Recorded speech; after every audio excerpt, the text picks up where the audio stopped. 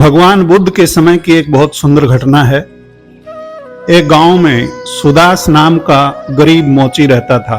वह बड़ी कठिनाई से अपना गुजारा करता था। एक दिन उसने अपने तालाब में बिना ऋतु के खिला हुआ एक अत्यंत सुंदर कमल का फूल देखा। ऐसा सुंदर कमल उसने पहले कभी नहीं देखा था।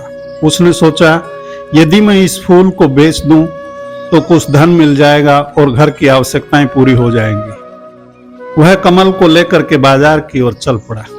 रास्ते में एक धनवान सेठ ने उस कमल को देखा।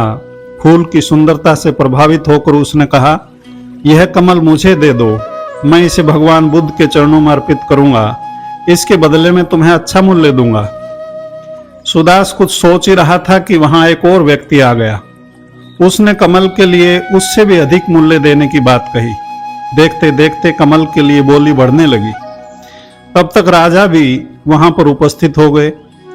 राजा ने बुलंद आवाज में कहा, सुदास, तुम यह कमल किसी को मत देना। हम तुमको इसके बदले 4000 स्वर्ण मुद्राएं देंगे। यह कमल हमें दे दो।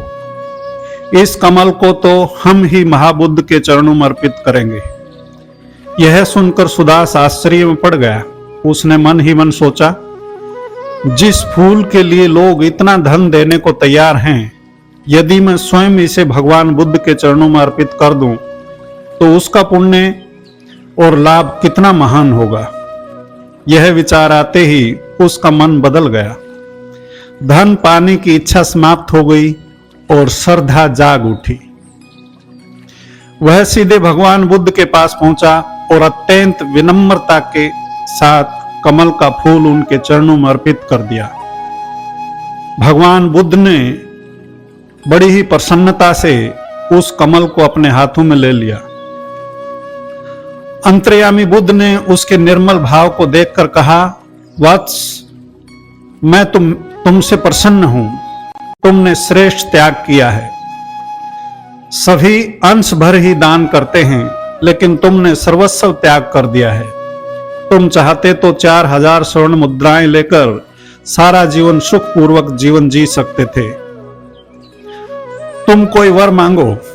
सुदास ने हाथ जोड़कर कहा, भगवान, मुझे धन, वैभव या राज्य नहीं चाहिए।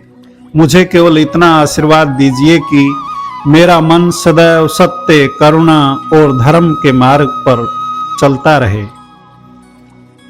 भगवान बुद्ध मुस्कुराए। उन्होंने सुदास को आशीर्वाद दिया और धर्म का उपदेश दिया और परिवार सहित पवित्र संघ में शामिल कर लिया। सुदास का इहलोक और परलोक दोनों सुरक्षित हो गए। सच ही कहा है, भाव के भूखे प्रभु और भाव ही एक सार है। भाव से उनको भजो तो भव से बेड़ा पार है। भाव के बिना सर्वस्व भी दो, वो कभी लेते नहीं। भाव से एक फूल भी दो, वह उन्हें स्वीकार है। सज्जनों, इस घटना से यही सीख मिलती है, पूर्ण प्रभु पूर्ण समर्पण से ही प्रसन्न होते हैं। गुरु पूर्णिमा के अवसर पर सभी गुरु भक्तों के लिए ऐसा प्रेम भेंट आप सबके चरणों में अर्पित है। नमस्कार, धन्यवाद।